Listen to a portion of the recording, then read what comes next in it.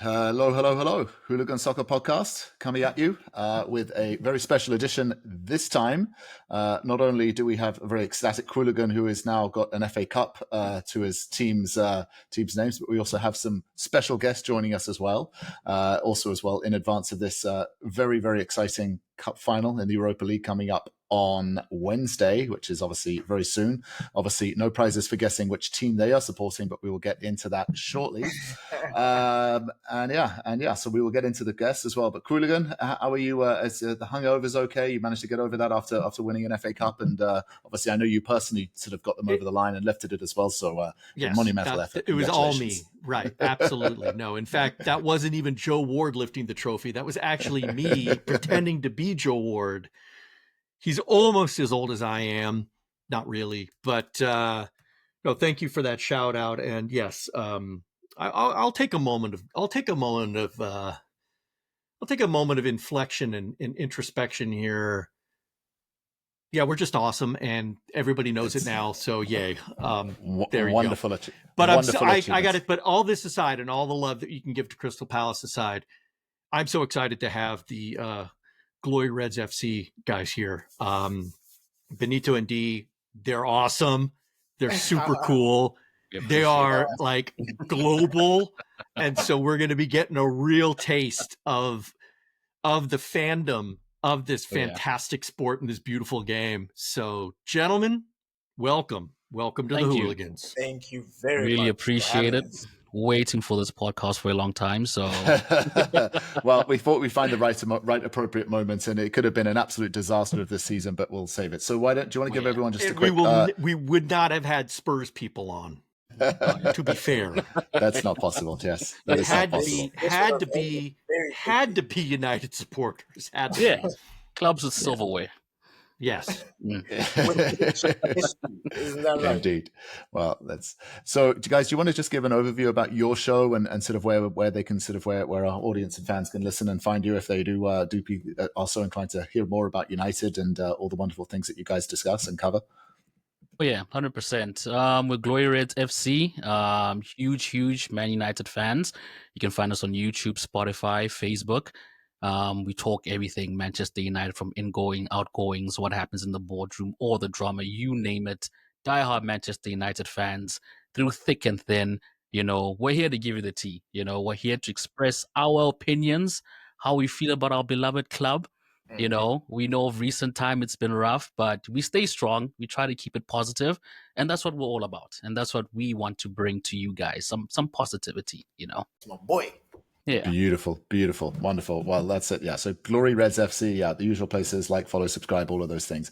And just to get all of the plugs out of the way as well. Again, we've been pushing this one hard and there's been a lot of development. We have also got another show coming up, which we are launching, called the FIFA Club World Cup, a global showdown with myself and the Qooligan as well, covering a daily fan cast. We're going to have fans going through the games and then coming on the show daily, reporting it back, and also as well talking about the upcoming games as well. So yeah, again, follow that. Club World Cup, FIFA Club World Cup, global showdown as well. So that will be a fun one as well, and will keep us busy over the summer, and won't have to just focus on transfer speculation. There will be some summer activity as well to talk about the real game, which is good. So yeah, okay, super. So we got all the plugs out of the way. That's wonderful. So let's. So the agenda today is we're going to be covering obviously Palace, that FA Cup. I think it's appropriate as well having some Man United fans here to discuss. Maybe take the Man City side of the coin, and maybe they can talk well, however they like about Man City. Given that result. And then, of course, the reason we have you guys is also as well because it is the Europa League final. We will get into that and have you cover off. And then depending on how that gets on in the time as well, we might have you guys drop off because we also have the US Open Cup kicking off, or is it round 5, I believe, Qooligan, today? Round 5. Yep, round 5 starting today. Covering the US Open Cup as well, which is obviously as that sort of cranks on and obviously gets more exciting and interesting and tighter as well. So there we are. Busy, packed schedule and agenda as always. So let's get into it. So last Saturday, I had this game obviously on in the background. I admittedly... In the background? Who are you, man? I mean, seriously. Well, I had to go and coach a soccer game, and then got back and caught the second half of it as well. So it was a wonderful surprise to see that. Obviously, City were 1-0 down from a very, very early age and chasing the game. Qooligan, I know you were refereeing as well, so you didn't get to see it live. I'm giving you stick, but I unfortunately had been scheduled in for a series of games, MLS Youth Academy games. So I could not watch it in real time. And despite the fact that I asked all of my social network to not regale me with texts and tweets and whatnot, they still did. They didn't give me the score, but I could tell from the tone what was going on. And yes, it's true. It's disappointing, but I will say this. I would have watched the game from start to finish anyway, regardless of what I thought the outcome was going to be. I had an inkling that it was going my team's way, but I also have to say that for my health, it made me feel so much better. I mean, I was still invested. I was still screaming at the TV, but had I not sort of had an idea of what that was going to be, it's completely possible that I could have had an aneurysm. It was that nervy, and I cannot imagine what those fans in that stadium, in that atmosphere, in that pressure cooker of an environment must have been going through. That would explain the outpouring of emotion, the tears, the literal tears that you saw on most of the fans' faces, not just because of the magnitude of the event. And for those who don't know, Crystal Palace has never won a major trophy. They were founded in 1861. That's when their origins go all the way back. Never won a major trophy. That's a long time. That's 2 centuries where you didn't get any hardware. And for a club with a grand old tradition, and recently being in relatively good form and being in the Premiership for, was it 13, 14 years now since their promotion up? Yeah, it's been time. And we've been to the FA Cup finals twice before. And I think, who did we lose to those first 2 times? Anybody want to help me out here? It was. Now, can I ask? Are we counting those 2 times as the replay? Because I believe it was a replay as well, wasn't it? As well. So is that right? Because it was in the old days. I don't care how we lost. Yeah, I just care about who we lost to, which I think it was Manchester United. And by the way, no hard feelings. No hard feelings. Water under the bridge. All good. Yeah. Q, I have a question for you. Are you guys ready for Europe next season? Now you had to just bring that whole tone down. I was on a real high note. And then you had to ask a tough question. No, Benito, great question. No, it's a great question. Yeah. Are we ready for Europe? Yes and no. A lot will have to do with what happens in the summer transfer window, right? Crystal Palace as a club has had a habit of developing players, of pulling in players from other development academies, sort of giving them a place and a space to sort of come into their own. You know, I'm thinking of Conor Gallagher, who had a breakout season with Crystal Palace back in the day, was snatched back by Chelsea right quick, right? They were like, oh, yeah, let's go. Yeah. I'm thinking of Michael Olise, who we took, right? And then who Bayern Munich came out and plucked. And I think the big target is going to be Ebrecheze. I mean, he's so good, and he's been so good this year that if he is playing in red and blue, next season, one, the front office will have done a very good job of keeping him on board. And with this trophy, I think, at least emotionally for him, he can say, I might want to stick around and see what happens, because I do think that Crystal Palace as a team can advance through the Europa League qualifications, right? I do think I may mistakenly in some chats before thought they were going to the Champions League, and I think they would have been there, would have had their ass handed to them. But Europa League is a different story, and I think that they can handle themselves and acquit themselves very well in that. I think Premier League teams naturally will survive in those early stages of the Europa League. They can. And I think because of the intensity of how the Premier League is, for some reason, they just go out there and hammer teams. So I think you will. but then you might suffer in the Premier League. So are you, the balance? Because it's Benito, no more... when have we not suffered in the Premier League? I mean, this season alone, we started with 8 straight losses. Okay. I mean, we were in 20th for a long time. We were at the absolute bottom. And we've turned it around. That is a recurring theme within the Crystal Palace experience, both as a team, as a club, and as a fan. Mm. We slump hard, and then we recover hard. That's the Crystal Palace way. So I say bring it on. It's something that we've never had to deal with before. It's time. Bring it on. The club is at a maturity level now. They're at a security level now. The finances, I think, are solid enough. They're going to be doing some expansion to the Selhurst Park, which is going to, be a little strain on the pocketbook, but they've got their academy team is very solid. I mean, so there's some good talent down in that lower levels that they can start building up. We've got this Romain Esse guy that we purchased from our nearest local rivals, Millwall. Sorry, Millwall, not really, but yeah, I like it. I think it's a good opportunity. We got an attacking midfielder from you guys, an academy. See? Crystal Palace. Very good. Yeah, exactly. If I could add an analytical perspective to that question as well, Benito, which is if you look at the 2 current Europa League finalists and look at the position in the league that they are currently relative to Crystal Palace, I think you could actually make the argument that Crystal Palace could actually go further and go and win this competition all the way as well. I think it's looking very promising for them. It really is. So it just shows, I think the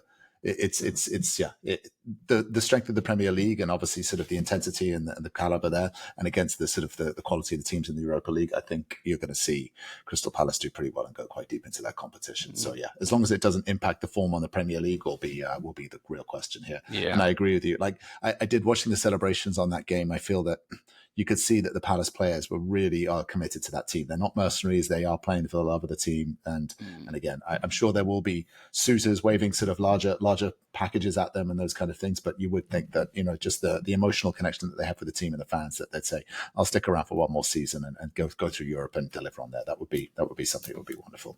Yeah. I'm curious. I don't know if anybody's going to really be coming around with the upfront cash to pry Eze away at this time, because in my opinion, I think it's going to take at least 65 million pounds. And they're going to pay that money. Yeah. They might. And if they do, listen, Palace has had this happen to them so many times, right? It happened last season with Elise, and everybody, well, how are they going to recover without Elise? Well, then other people step up, right? Mateta comes into form. Eze comes into form. Yeah, that you guys also need to worry about, because he has been good this season and teams are looking for strikers. Well, that's true. One that you guys need to watch out for not leaving.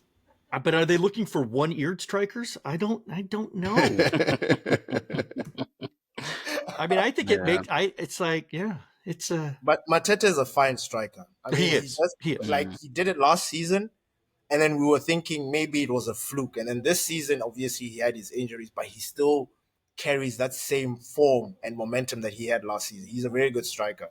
Yeah, he's somebody and a dynamite videographer. If you saw all the GoPro footage that he had of the whole after party celebrations, I mean, listen, there was some good editing, but that was some must watch TV. That was great stuff. Yeah. Look, 14 Premier League goals in a season is not to be sniffed at, right? Look at Liam Delap. Liam Delap has got, I think he's on 12, and so he's also, again, I think you guys United are kicking his tires and talking about going there as well. So, again, if we had Mateta, we wouldn't be where we are, because he would have provided the goals that we need, because he's that guy. Unfortunately, Rasmus Højlund is not the guy. Yeah, Rasmus Højlund is not the guy. No, I don't really agree with that sentiment, but yeah, it's all good. Okay. Anyone? Spicy. It is indeed. Okay, so I think that brings up the FA Cup. Yeah, congratulations to Crystal Palace. Let's go into this. Congratulations. With the FA Cup, that's done. We've got the trophy. It's all good. Thank you. I don't think we should spend any time hating on City. They've had a tough year, right? Let's give them a little. Have they had a tough year? I have no sympathy for City. I'm sorry. None? No sympathy. No sympathy for City. No. He has no sympathy. I just look at them as my neighbors. I'm not worried about them. Yeah. And Liverpool are the ones that I just Yes. cannot stand. Yeah. Like I Okay. just see Liverpool float, I turn away. I don't want anything to do with Liverpool. But Man Okay. City, I can tolerate them. You know, they're all They noisy neighbors. Yeah. What I will say though is that just looking at the statistics in just that game as well, how they didn't get anything out of that game is shocking. The statistics were insane. I think they had something like 23 shots on goal, Yeah. and also missed a penalty. And I don't know why Haaland gave the penalty to Mamouche Yeah. and City Thank threw it that away was as a well. lot. I Thank don't you. understand what was going on there. Now, there is a real chance. I know City are playing actually in a few hours as well, and so we'll see what happens with City. But there is a strong Crystal Palace. possibility that if they don't win, they're in trouble. They may not still got top five. So Yeah. they're playing against Wolves, who don't really have too much to play for. So yeah, okay. Well done to Palace, and tough luck, City. Shit happens. Life goes on. Let's see if we can get top five as well. We'll be tracking that one as well. And then let's move our attentions to what could be a career-ending, or not a career-ending, should I say, a franchise-ending game for Spurs or Manchester United, because the way I see this is the team that do not win this are in real trouble, because they drop out financially, performance-wise. There's managerial carnage that will lay on the side. I think the loser of this game will lose their job from a managerial perspective. I think if Amorim doesn't get this, I don't think he could have the only way he could have had a worse season is if you guys got relegated. But I don't know. What do you guys think? Do you think Amorim, even if he assume you guys don't win this tournament, which I think it's going to be close, it's too close to call for me. Do you think, and would you like Amorim to stay and have a second season or a full season to go at it? Yeah, 100%. I don't think. I think the pressure is more on Spurs side. I think with Ruben Amorim, the fan base like him, the management team that brought him on understood the circumstances bring him into this side. So I think Ruben is really safe if we had to lose the match. But I think his performance will be judged more next season. But as of now, the fan base is behind him. The board is behind him. It will hit us hard, definitely, because we are a club that's looking to bring in new talent, more players, etc. And definitely winning this tournament will 100%, give us a boost to go out and get those players that we want. So in terms of career ending, I think that pressure lies on Spurs. Yeah. I think we are safe. We're safe with Ruben. Okay. If you don't win, my understanding is there's a lot of financial strain that's going to come, and so you really need this Champions League money to come through for you. And if you don't, then also the bigger problem I have is how do you go and sell the Manchester United project to any potential prospects, and sort of and bringing in the likes of a Mateta or a Delap or someone like that, and even then, it's quite concerning here that the situation for Manchester United is that too harsh of a perspective, or would you agree with that? I think like with certain players, like for example, we've been linked with Cunha. Now with Cunha, it's almost like a feeling. It's not necessarily one of those things where he's a player that wants to like move on to the next stage of his life. He needs a big team. Cunha was from Atletico Madrid. Wolves bought him for a lot of money. So in a way, he's a big player.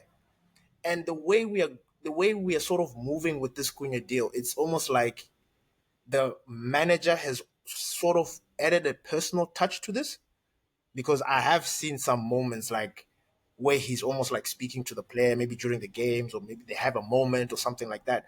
So I think in that sense, and they've already pitched the project to Cunha. Cunha has been at Wolves for how many seasons? Maybe now this is his fourth season. So he knows he knows the business of staying up in the Premier League. So for him, he's going to a big club, and he has the potential of actually taking the club back to where it was. So I think that's how they are going to try and bring in those players.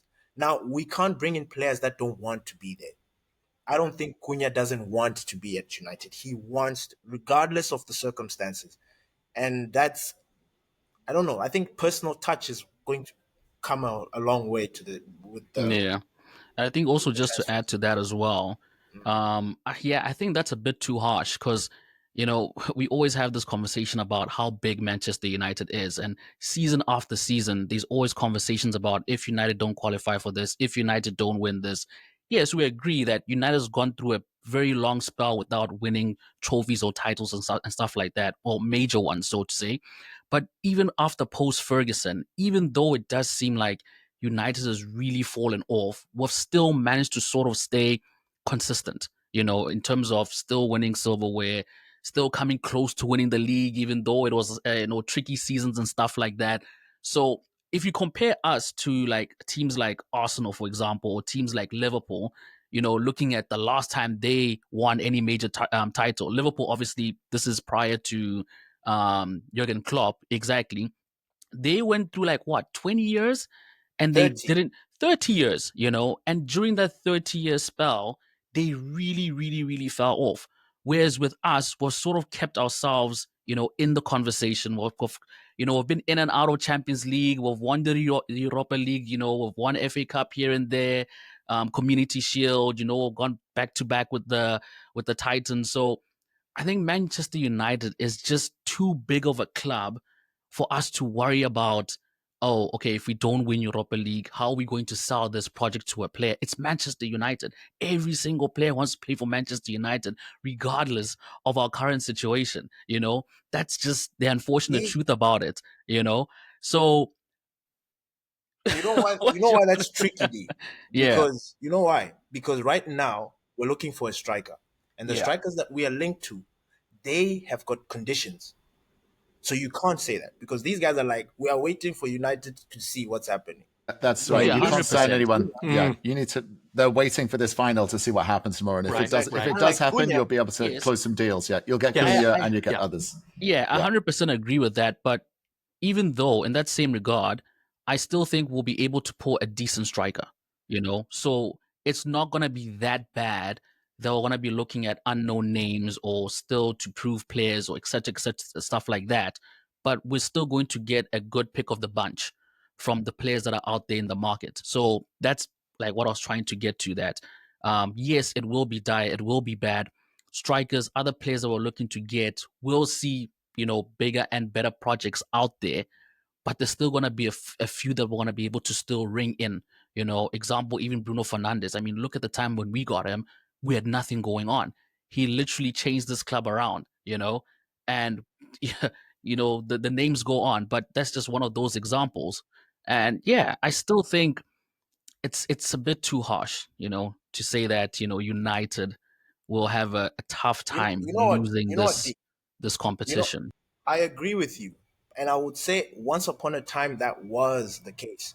But the way we have been going through this roller coaster that we're going through with Ineos, the changes, all these things, we are sort of losing. I know we're Manchester United, but somehow it just feels like people don't take us seriously. Yeah. You know what I'm saying? You can feel it. You can feel it in negotiations. You can feel it with certain players. You can feel it. You just feel it, and you just ask yourself, are we still that team? Yeah. Now, we want to be there. Now, this is the opportunity for us to start building up the team back to what it was. Yeah. And I truly believe the only players that are going to work for United are the players that, regardless of what happens, and I'm going to use Cunha, because Cunha is actually a big player. Yeah. He's a big player. When you think about, if we sign Cunha, this is going to be the cool, I don't understand, like Euro. Like how we saw Euro. It's going to be like that, because he's 25. This guy is a maverick. This guy, so getting him because he wants to be there, like Bruno wanted to be there. We need those players. And that's exactly what I'm saying, Yeah. Sort of like, contradiction over there, but yeah. I have an interesting and possibly controversial question here. What are your top 3 cuts of the current roster based on your feeling of whether they want to be there? Ooh. All right. Players? Yeah. You're going to have to cut somebody in order to sign somebody, right? You can't just keep adding. So who's your top 3 cuts off the Man U squad? I'm gonna put it right out there. We're gonna go with the hard question first. Ben, do you want to go first? This is easy. I might not put this is easy. Good. I love it. Bring it. Over here. This is easy. But it might start a fight between me and D. But But hey, All right, so that's hear you between out. you Let's hear guys, you right? out. Let's hear you Yeah. out. so for example, we're bringing in Cunha. I'll get rid of Garnacho. Easy. Wow. Okay. Easy. Yeah. Opening salvo. Garnacho. Cross Yeah. the bow. Huh. Yeah. I am tired of Delo. Okay. Like Yep. I don't know how we can do. I don't know what to do with Delo. I don't know when Delo's gonna have his awakening, but he's another player that I would cut immediately. But the funny thing is, for this final, I want him. I want him because Good. I We'll need get his into we'll get into the final and what they need to do to win in just a second. Give me your third, and then I got to go to D because Rasmus I'm Højlund. looking behind his eyes and I'm wondering if there's some doubt there. But go ahead, Benito, finish it out. Rasmus Højlund. Yep, okay, Yeah, that's 3. all right. D, counter Yeah. argument.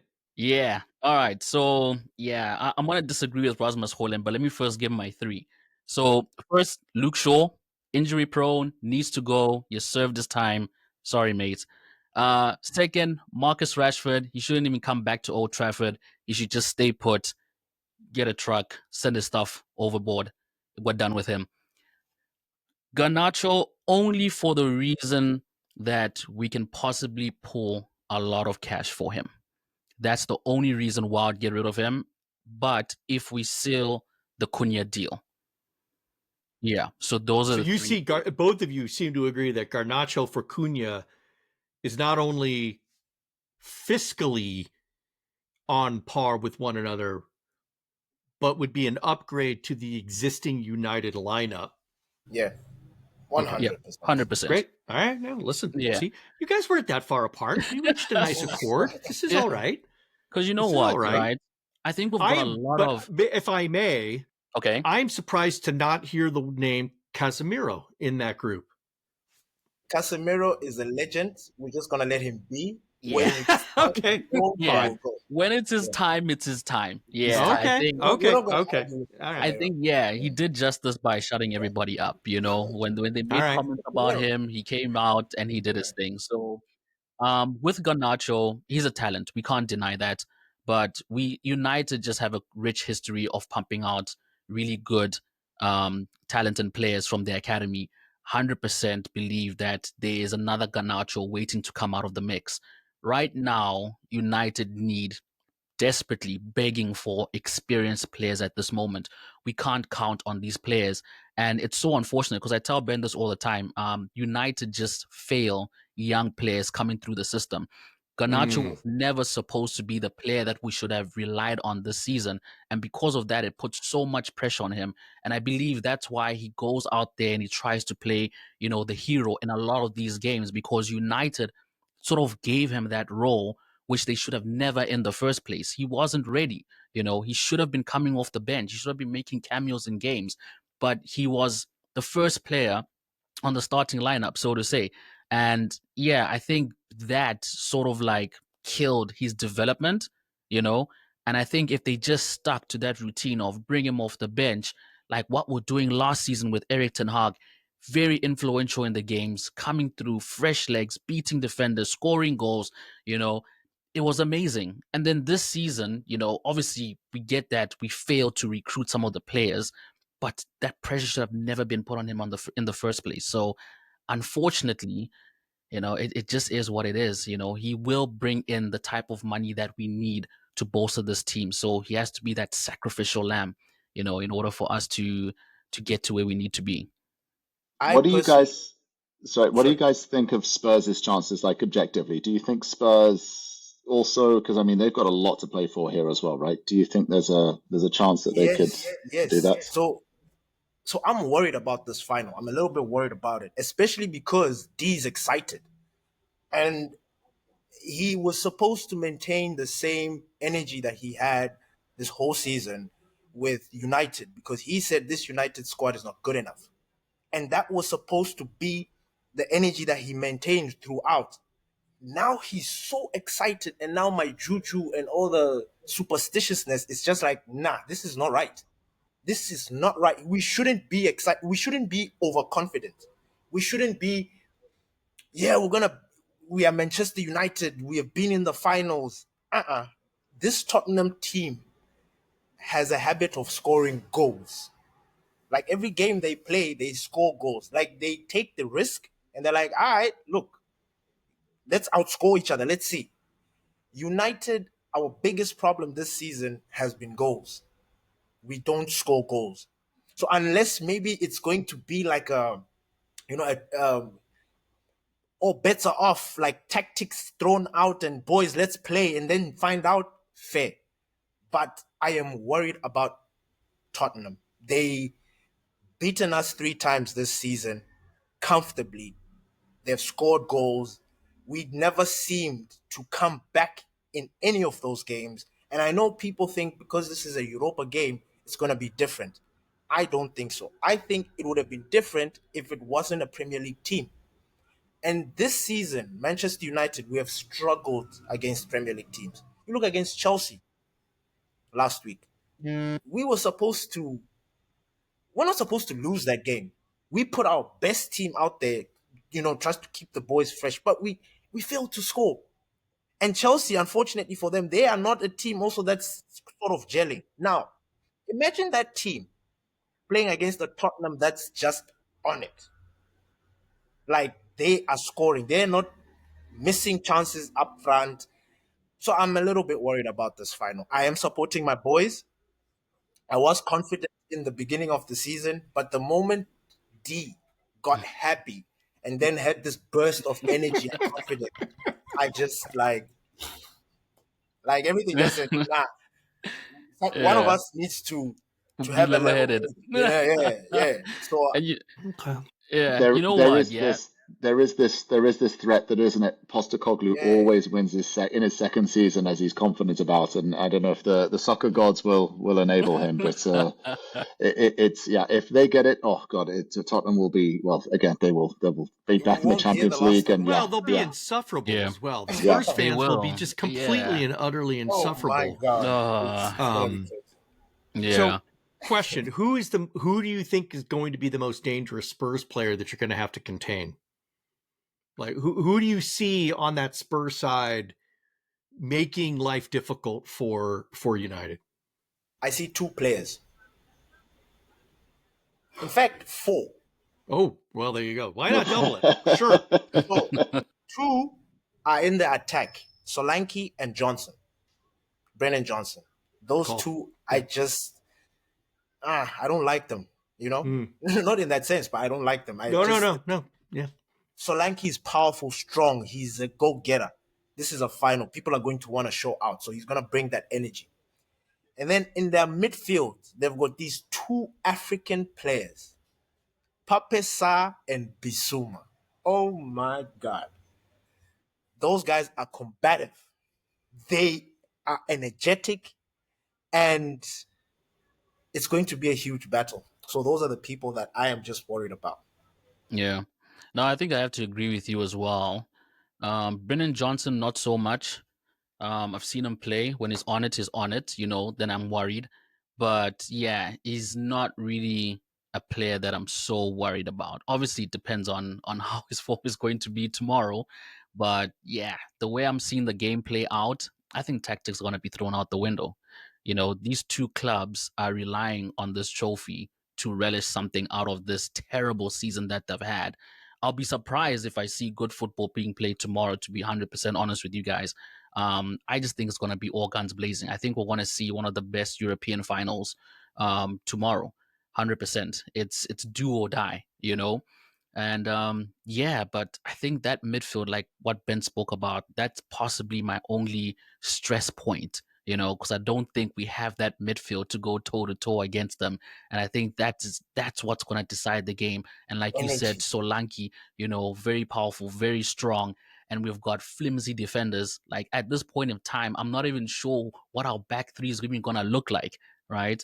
So just those players that you mentioned, yeah, I think those guys definitely hold a real threat to us tomorrow. Not to mention Romero and Van de Ven bullying Rasmus Højlund the whole game. Yeah, they're going to be on him. Yeah.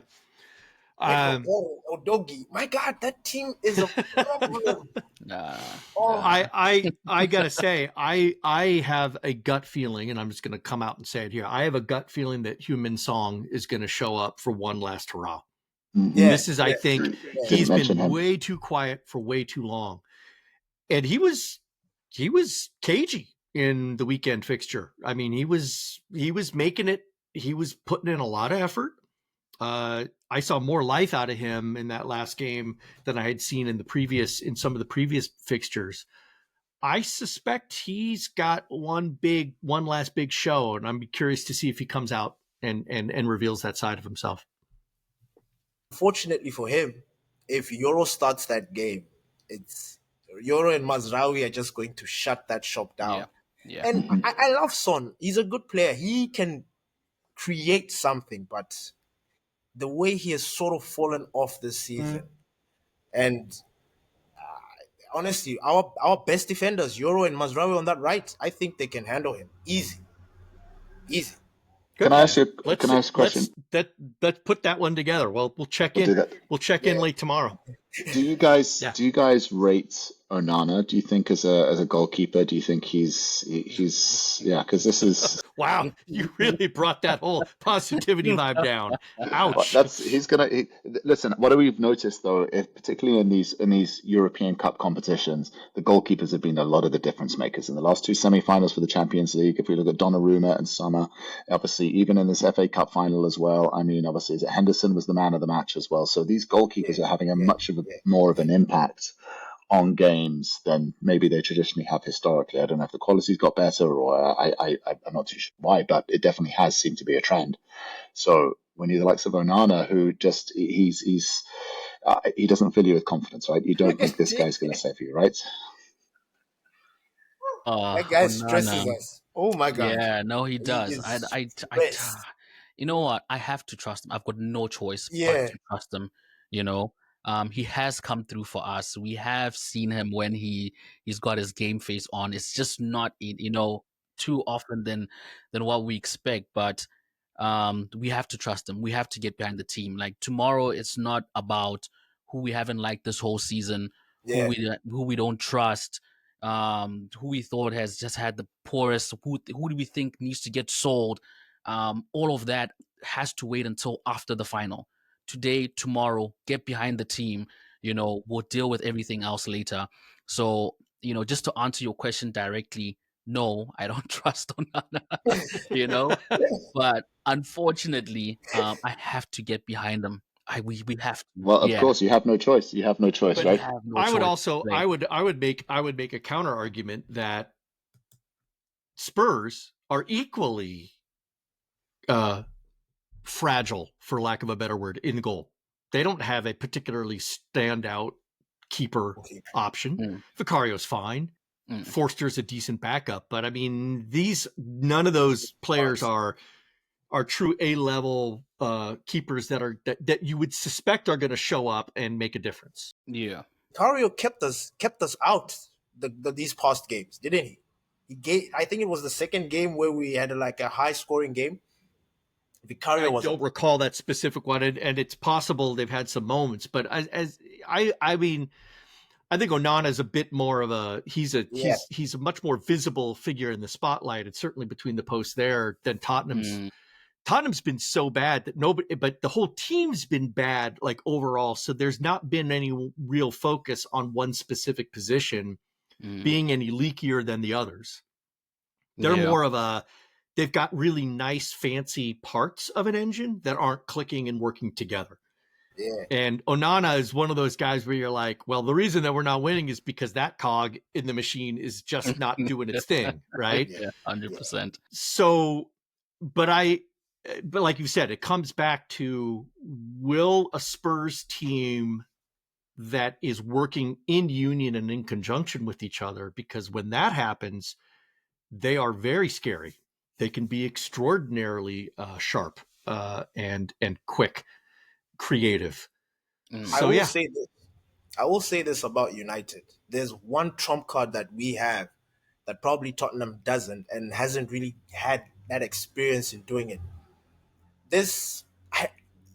our players seem to work better or do better under stress. So if the game happens to stretch, I think we will handle the stress better than they will. Yeah. Yeah. I think that's the best way I can put it, but Yeah. yeah. No, 100%. And I think not so much the keepers, but I think the defense as well is what I'm worried about. Like you said, Q, if Spurs just come through with that synchronicity and they just play that beautiful football. I'm more worried about the defense allowing that to happen and giving Onana a tough time, defending a lot of the goals, because we know we're poor with set pieces. We know we're poor with crosses and those sort of plays. So I think we're counting more on our defense in order for Onana to have a good game. So if the defense is not going to be good tomorrow, then Onana's, it's going to be tough for Onana tomorrow. Okay. All right, gentlemen. So we got one last question, and I'm going to put you all on the spot. Give me the score line, and does it go to extra time? Benito, who wins, and does it go to extra time? United wins 2-1, 90 minutes. Oh, bold. I love it. D. Wow. Oh, wow.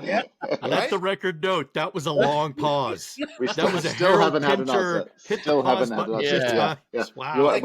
Your mic is working, D. Okay, your mic is working. Yeah. All right. All right. I think we're going to see a lot of goals. I'm going to go for a 3-2 extra time.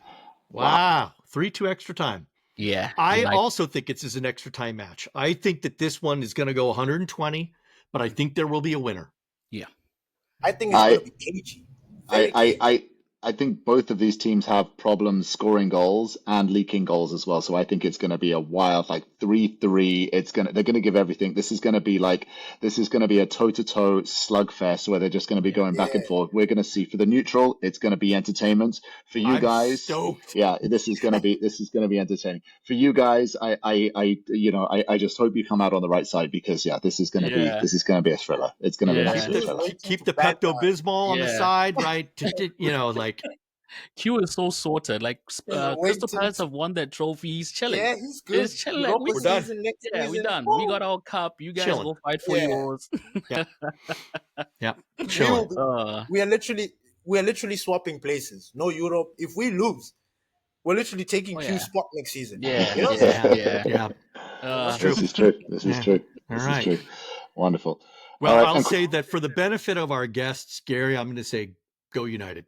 I think as a Chelsea fan as well, I think yes. I think for this one I would rather have United win this one. We're always going to root for the non-London club when it comes to these types of scenarios. However, it's going to be a wild open game. It's not. This is going to, for the neutral. This is going to be one not to miss. That's for sure. Absolutely. Wonderful. All right, ladies and gentlemen, we would like to thank the Glory Reds FC pair, Benito and Fantastic. D. Guys are awesome. We love you. Wonderful. Thank you. Wonderful. And like we said, go United. I'm going to turn it over We to wish Gary you for guys closing words. Wonderful. Well, as always, thank you guys coming on. So of course, Glory Reds FC, obviously, follow them, like them. Have you guys, obviously you'll be doing a post-match wrap-up as well, so we'll be definitely tuning in for that and seeing hopefully Dee's not crying into his beer there and he's actually celebrating and pouring it over himself. That would be the case. But until then, obviously the usual places that you get your podcast. Follow these guys for all those Man United fans, or even if you're a Man City fan and you just want to hear some objective perspective, I think that would probably be a good way to go with those guys. So, they got you. Well, guys, as always, thank you for coming on. Really good to connect with you as always. And Qooligan, obviously we will be back on Thursday as we go into the final round of the Premier League. There's all the Moneyball games as well. There's the Championship playoff as well between, I think it's Sheffield United and is it Charlton? I think it is. I think that's who's there as well. No. Sheffield is Sunderland. Sorry, Sunderland. That's it. Forgive me, Sunderland. Yeah, Sheffield United and Sunderland. Charlton. Look at this. Yeah, I don't know how Charlton got in there as well. Charlton got in there. And then of course we have this money game on Wednesday as well, and then obviously as well, then we've got the Champions League final coming up in the Europa League as well next week as well. So it is certainly the business end of the season. As always, Qooligan, thanks for joining us. Thanks for coming together with us, guys. And we will be back further on in the week. All right, guys. Peace. Take care. Peace. All right, thanks.